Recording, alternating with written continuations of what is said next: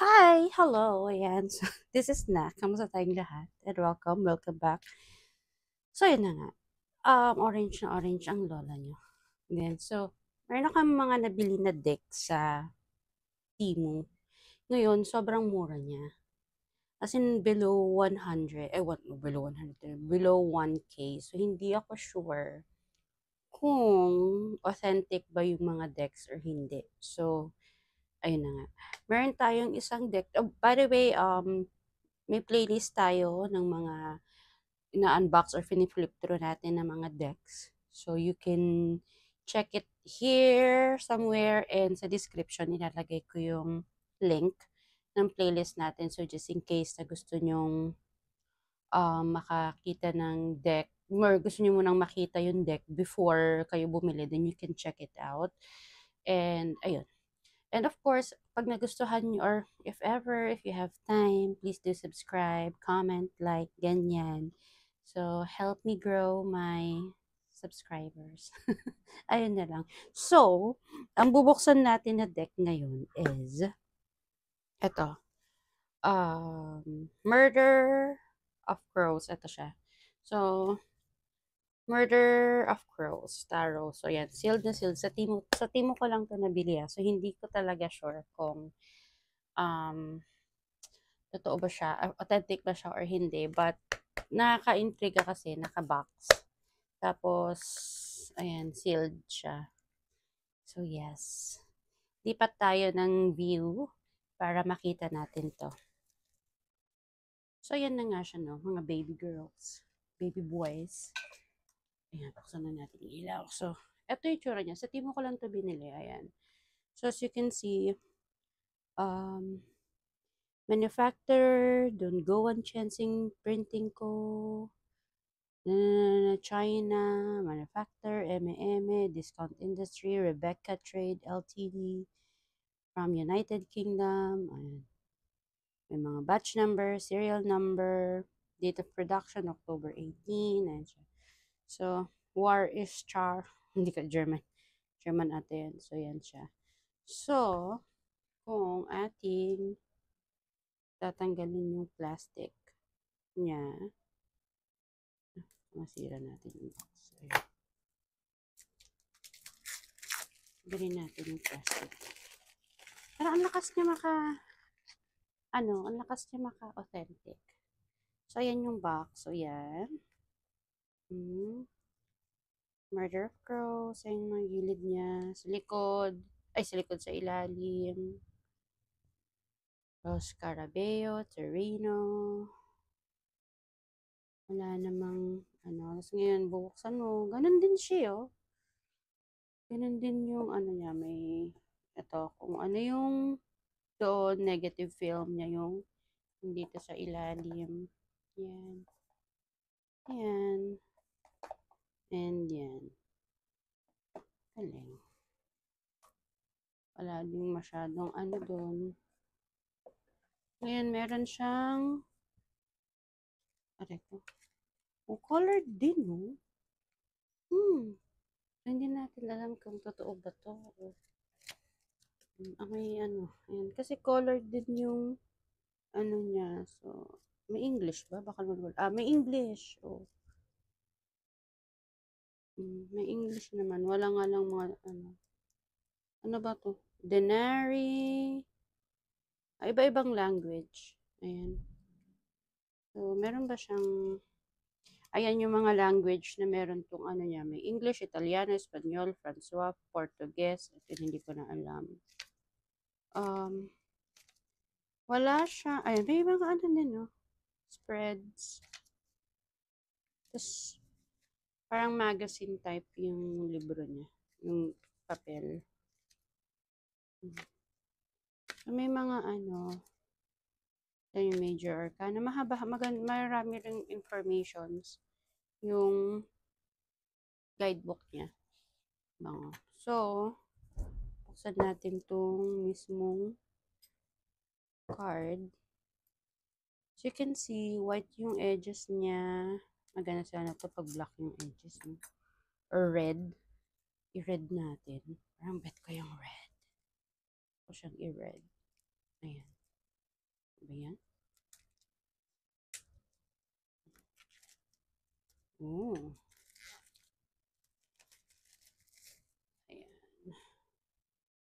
So, ito yung back ng card. Para siyang,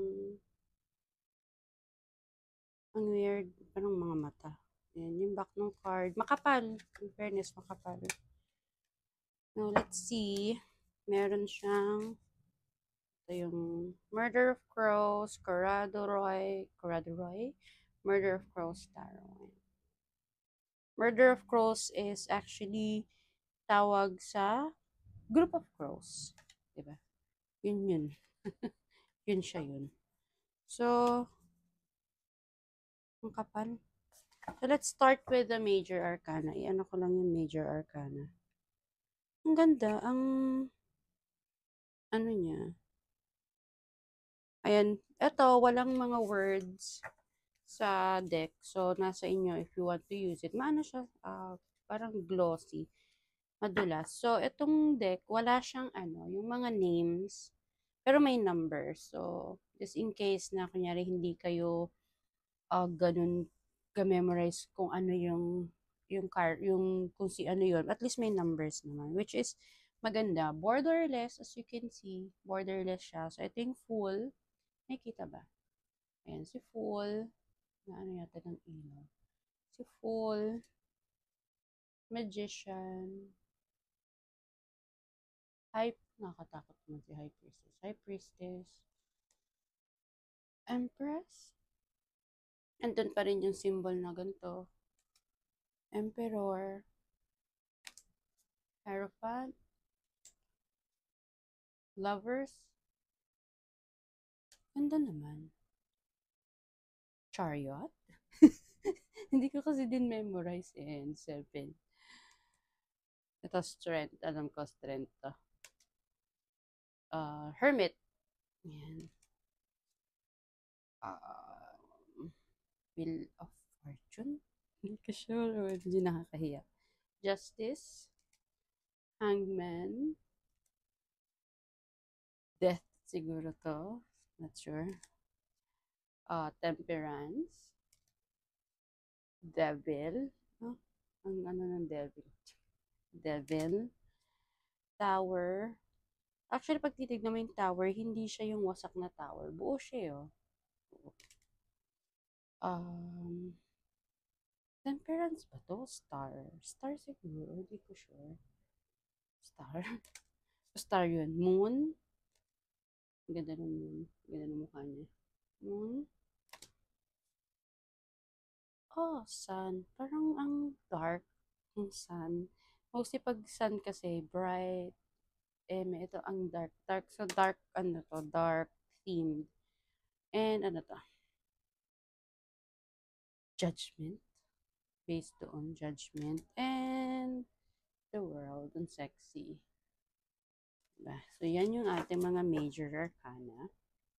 Ngayon, yan. Okay. So, makikita mo naman kung anong suit siya. Kasi meron ngang label sa ilalim. So, start natin sa cups. Ayan o. May label sa ilalim. Kung ano siya. So, is 2, 3, 4, 5, parang kumakanta. 6, 7, 8, 9, 10. Glossy siya, oh. Page. So, more siya sa, nakakatakot, King and Queen. Para siyang, more on dark sea Murder of Crows. Okay. Tapos, ihuli natin yung Pentacles. Si Wands muna. Si Wands muna. 1. Gaano kasing ilaw, sorry. 2. Parang may pagka-RW siya, pero more on the dark. Ayan.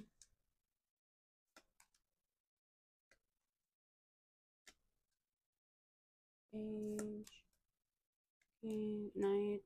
Oh, ang sexy naman nung ano, Queen and King.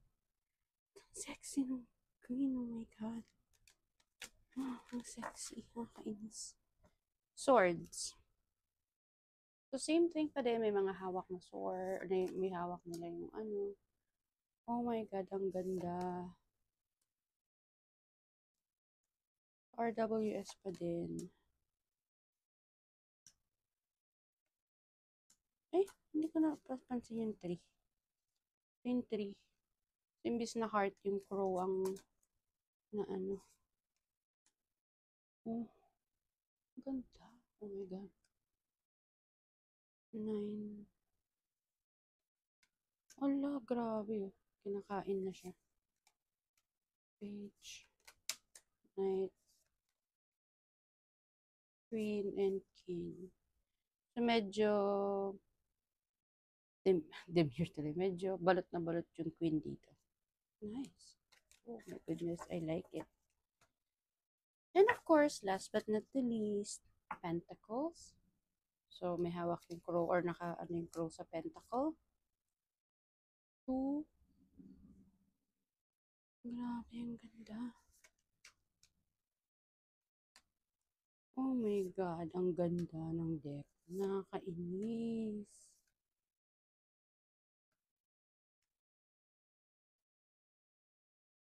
Oh, parang witch. Ang ganda. Alam mo yung nakakatakot siya pero ang ganda. Oh my goodness, ang ganda. Ngayon, try natin siyang i-shuffle. Oh my God, totoo ba to?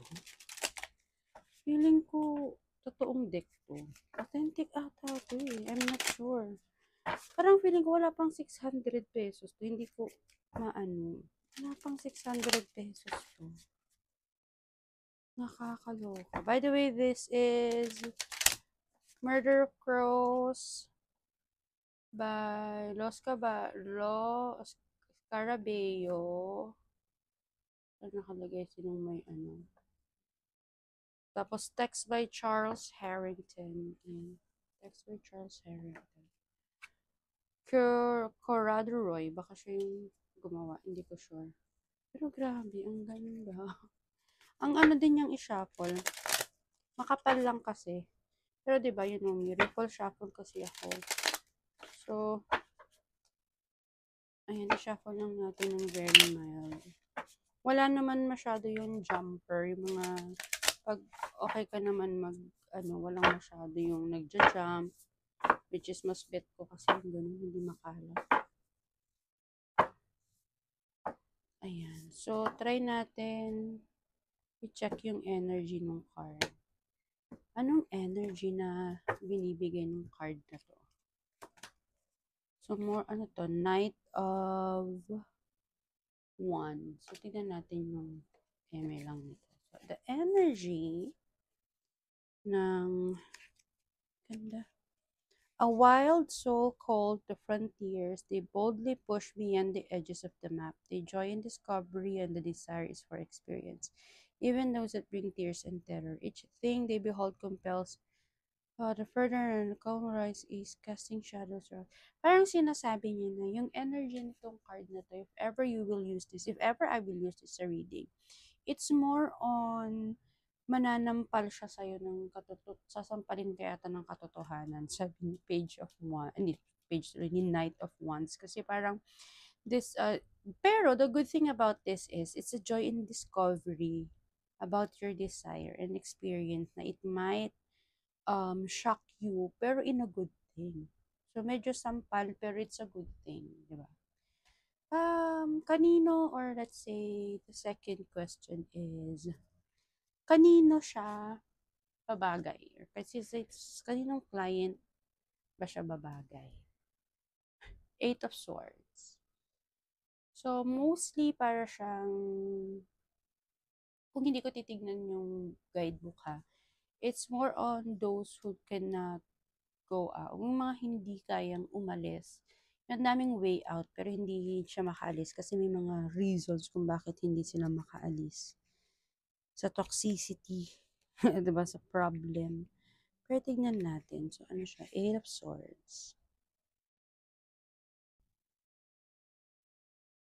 Terror seizes you as a trap takes hold. Ayun nga, sa mga trap, sa mga hindi alam kung, alam mo yung may way naman na lumabas, pero parang you feel trapped sa situation na yun. So, this is actually good sa mga trap, sa mga situations, hindi alam mga gagawin. Mga lost. All is not, sabi dito, all is not lost, but it will take all your resolve. Extricate yourself from this prison. Limbs will need to move. Cautious effort. So, enough to figure out how to claw your way free. So, yeah. Maganda siya sa mga feeling lost. Ayan. Um, Next is, magiging okay ba kami ng card na to when I'm using it? Ay, mukha naman. Four of Wands. So, sabi sa Four of Wands, kasi Four of Wands is like, party, party. Diba? I will celebrate with this card daw. So, it's, maganda siya for me to use it. So, it's nice. Magamitin ko siya for me. Ayan. So, maganda naman yung energy niya sa akin. So, yeah, that's the energy of the card. Ngayon, try natin na gumawa ng reading. Past, present, future. Ayan. Counting crows spread. Sige to, tong ano na lang, tong counting crow spread na lang gawin natin.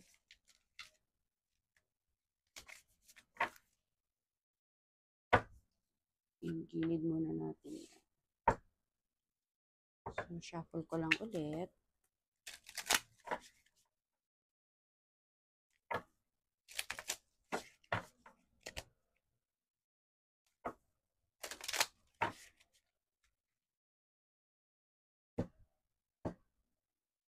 Ang first, ang kukunin ko. So, tingnan natin paano yung spread nito. Number 1, for sorrow. 2 for mirth. 3 for funeral. 4 for birth. 5 for rich. 6 for poor. Pilit ko muna dyan, mami. For poor. And 7 is for the witch. Okay, number 1. Ano yung challenge na na-face sa mga, para makita niyo lahat yun. Ay, okay. Ilayo ko dito para kita yung lahat ng card. Ayan. Ayan. So, 1, 2, 3, 4, 5, 6, 7. So, number 1 is the challenge that we are facing right now. So, this is a reading for everyone. So, again, may free will tayo. Nasa inyo kung maniniwala kayo hindi. We have our own free will when it comes to reading the deck. So, it's up to you, my dear, kung maniniwala kayo o hindi. Comment kayo if you believe or no. Now, hindi kasi natin siya masasabi kung magre-resonate o hindi. Kasi paano siya magre-resonate kung for the future pala siya. So, paano nyo malalaman? Nag-resonate future, di ba? So, ayun. So, let's see. Number 1, one for sorrow is the challenge that we face. What is the challenge that we face right now?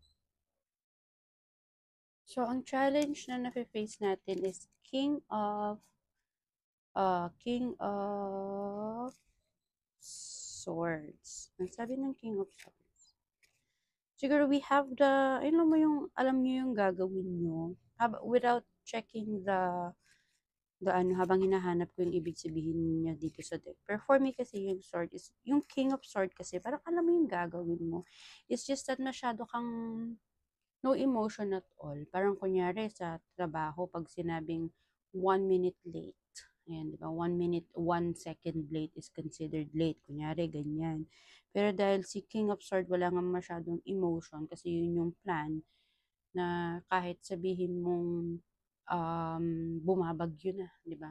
Wala siyang pakialam, basta 1 minute, 1 minute late. So, parang ganun. Masyadong strict. So, tignan natin dito sa kanya. Sabi niya, so, ayun na nga. Ang pinoproblema daw natin is, madami na tayong victory sa buhay, nangyaring mga victory sa buhay, marami ng mga nangyari. It's just that, hindi lang kasi tayo willing na, kasi ang dami na natin pinagdaanan eh. Ngayon, parang ayaw na natin ulit na mag-lead ng mga bagay-bagay. Ayaw na lang ulit natin i-try, or ayaw natin maging leader na lang ulit kasi based on sa lahat na nangyari, sa lahat ng mga na-experience natin, ayaw na natin maging mamaro, parang ganyan. Ayaw na natin na ikaw yung mag-lead sa mga tao, ayaw na natin na ikaw yung magsabi ng ganito, ganyan, kasi nga may mga, kasi behind triumph, may mga, alam natin, di ba, may mga negatives pa rin na sinasabi yung mga tao. So, we are showing them kung paano tayo ka-great, but still, yung i-face natin na challenge ngayon na, tinulungan naman na kita, tinulungan ko na kayo. So, ngayon ayoko na, kasi bakit after ko tumulong, ang dami nyo pa rin nasasabing hindi maganda. So, sa 10 nagawa kong maganda, wala man lang masyadong pansin. Pero yung isang maling nagawa ko, siguro may mali kang nagawa, yun yung pinapansin ng tao. So, more on, ayoko na, bahala na kayo. Kasi, I'm done. Siguro sa mga, into, yung mga, ito yung mga, kunyari yung mga, ang tawag ito yung gumagawa ng mga content creator. Siguro ang dami-dami mo nang nagawa, pero more on, diba, nakatulong ka na, pero more on bashing pa rin yung mga nare-receive mo, and you don't know how to control na. So, bahala na kayo. Wala na akong pake. Parang ganyan. I'll do whatever I want. It's just that nawawalan ka na ng gana. Parang ganyan yung nafe-face mo ngayon. Ngayon, ang sabi naman dito is, ano yung advice for you na harapin or ipagpatuloy mo? Ay, taray si Queen. Si Queen ang ano siya, with emotion, di ba? Sabi ko nga kanina, alam mo na yung gagawin mo, kailang walang emotion. Pero sabi, for you, to continue everything para maging okay, lagyan mo ng konting emosyon, lagyan mo ng damdamin. So, yung parang example ko kanina na, di ba, pag sinabi mo na considered late pero bumabagyo, bigyan mo naman ng konting, ano, kasi bumabagyo nga, di ba? Parang hindi yun naman nila inaasahan na mayroon palang baha sa lugar na to, which is hindi pa nila masyadong alam yung mga places na yun, or talagang mahirap sumakay at bumabagyo na nga, di ba? Give them konting emosyon naman, not all, hindi lahat ay utak ang pinapairal, hindi lahat isip. Dapat we have to put emotions din whenever we are dealing with something. Siguro, manager ka, team leader ka, nanay ka, tatay ka, ganyan na pag meron tayong rules, dapat may konting lambing, may konting emotions naman. In that way, hindi ka masyadong i-hate ng mga tao sa paligid mo. Kasi, honestly, hindi na kasi uso yung ano ngayon, yung parang, ang tawag nito, yung tough love. Ako kasi tough love ako lumaki. But parang ngayon kasi, sa panahon ngayon, hindi na uso yung tough love, which is nakakalungkot. Pero, di ba? Pero at least kung tough love ka man, pinapakita mo yung tough love, at least, sana may matutunan sila. Kasi doon ako lumaki, and hindi ko alam eh. The more tougher yung situation ko, the more tougher I become. Ganun kasi ako. So, I don't know. But this time with emotions out. Kasi yung mga tao ngayon, masyado ng snowflake. So, kaya siguro kailangan natin lagyan natin ng emosyon ng mga bagay-bagay. Hindi puro utos-utos lang. Isipin din natin na napapagod din siguro sila. Kunyari, yung anak mo, inutusan mo bumili ng suka. Pagbalik, inutusan mo na naman bumili ng toyo. So, dapat, pagpahingain mo muna konti. Tapos, if ever, bago ka magpabili sa anak mo ng something sa tindahan, ilista mo na para hindi siya pabalik-balik. So, parang yun naman may sinasabi niya. 3 for funeral, sabi niya. Something you must let go. Oh, ano daw i-let go natin? Oh my God, ang exciting naman ng ano. Let go. as of the moment is meron tayong four of swords. Puro swords. Ba't naman ganun? Shuffle ko naman ng maayos. So, bakit sinabing let go of rest, let go of Huwag na daw tayo maging introvert, my dear. It's time to go out sa mga single dyan. It's time for you to go out. Time for you to party, di ba? Tama na yung pagre-rest mo. Tama na yung pagtatambay mo sa bahay. It's time for you to go out to see what's outside. Since Pasko, why not travel? Why not go to the mall? Why not go to kahit saan pwedeng mamasyal, di ba? It's time for you to go out daw. Huwag puro sa bahay-bahay lang. Parang sinabing para sa akin tong mga reading na to. Parang ako yung nakakaano ng reading. For birth, something new entering your life. Very exciting. What is something entering in our life? Puro swords nga, my goodness. Three of swords. Shuffle ko, nakita nyo naman. Puro swords talaga. So, something daw, heartbreak? Oh my God. Something new entering your life. There are many deep wounds that we will survive only if we could find a way to extricate ourselves from the source of pain. I will see this as may mga pain na nangyari, but I think this time, sabi nga niya, yung medyo new beginning na lalabas sa atin ngayon is something na you will let go of that pain. Ilalabas mo lahat yung pain na naramdaman mo. Ilalabas mo lahat yung mga hindi. Parang alam mo yun, you let go. Letting go of all the pain, masakit, na mga nanggagaling, or mga yung sa puso mo, uh, yung mga sa memories mo. I think it's time na it's for you to heal. It's time for you to heal and leave the scar of betrayal behind, sabi nito. And also, sabi nga dito, as long as you remember how painful it is, kung gaano siya kasakit, doon ka matututo, doon ka mamumubuan at alam mo nang hindi mo na siya gagawin kasi naranasan mo na kung paano, gaano siya kasakit, gaano kasakit sa ulo, sa puso yung pinagdaanan mo na yun. So, it is a lesson for you that you are learning na. Ang galing ng card, in fairness. Healing, it's okay to get hurt. It means that you're healing. Pak, ang sarap. Ay, ano pakinggan. Resources that can help you. Okay, ano daw yung resources na may help us? Nine of Swords. Puro swords na yung lumabas. Nakakaloka. Of all the horrors you face at this land, the most overwhelming are those that take shape in your mind. Pitiless wings of the color of the void unfold before you. A shrill cry penetrates your bones. The demons in your dreams, your own demons rob you sleep.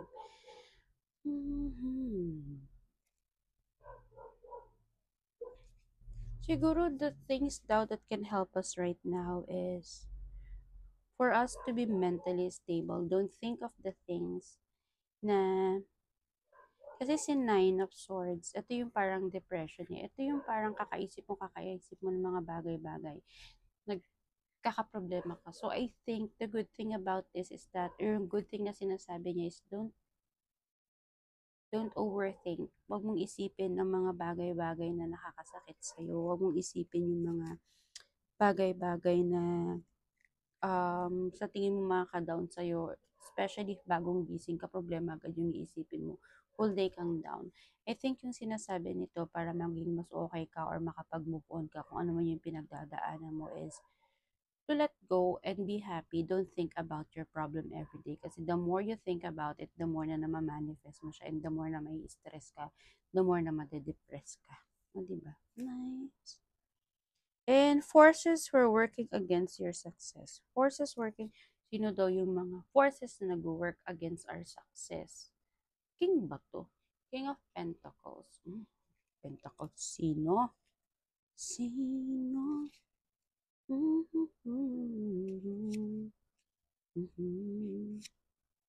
Sino? Tingnan natin kung sino daw ang against sa success natin.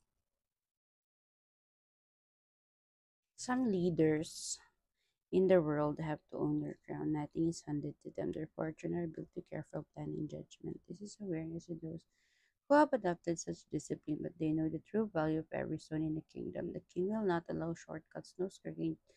Okay. Businessman, wisest. So, isang successful, siguro the reason why hindi ka nagiging successful. Kasi nga, yung gusto mo is maging successful, di ba?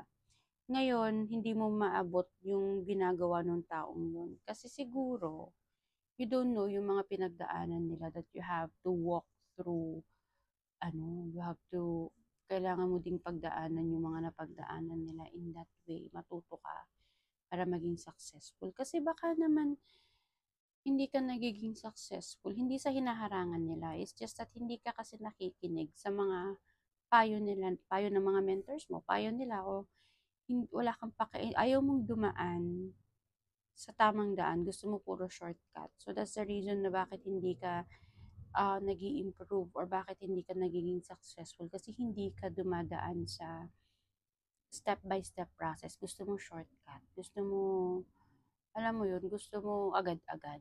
That's the reason why hindi ka nagiging successful. It's not yung mga tao sa paligid mo. It's your character also. Masyado kang gusto mong mabilis lahat.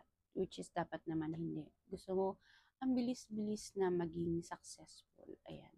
And of course, the last card is 7 for the witch. I can tell you no more. The key action that will bring the needed transformation. So, ito yung pinaka-need mo for you to transform is save. Sabi ni Four of Pentacles. Save. Para kung gusto mong maging successful at yumaman, ang sinabi niya is save. Mag-ipon daw, huwag tayo puro gastos. You need to be safe. Protect your treasure. But fear of thief can rob us from the joy we may experience from our belongings. To hold on too tight and to squeeze in the life out of life. Huwag daw tayo masyadong greedy. Huwag din tayo masyadong magastos. And, ayun, for us to be, para maging okay tayo siguro mag-transform tayo is we have to remove our greediness. Diba? Yung greediness natin sa mga bagay-bagay, yung mga trust issues natin, siguro bawas-bawasan natin. Ayan. When it comes to money, I think it's time for us to save. Don't spend. Huwag puro deserve ko to. Siguro it's deserve mo din magkaroon ng ipon. Ayan. So, mostly yan yung sinasabi nung card natin. I like the card overall. Ay gusto ko yung card. And honestly, I cannot tell if this is authentic or not. But it looks like it's very authentic. It's in Temu. Temu ko lang to binili. Nasa 5, siguro basta wala pang 600 pesos. Ayan. Ang ganda nung box, hindi, yung review nga dun sa may box dun, wasak-wasak. Pero as you can see, maganda yung box niya. Walang maganda, maayos. Ayan. So, tatlo yung binili ko sa Temu. Unbox natin sa susunod na video, which is ito, Tarot of Oppositions. Saka ito, alam ko alam ko hindi authentic to, yung Adventure Time, which is, pinapanood ko kasi ito, kaya binili ko. So, ayan. And, yeah, that's our Murder of Crows. Maganda yung card niya. Kung gusto niyo ng sampal sa katotohanan, this is the card for you. Ayan. So, yeah. That's all for me. Please do subscribe, follow, like, ayan. Thank you so much. Comment na rin kayo. Bye.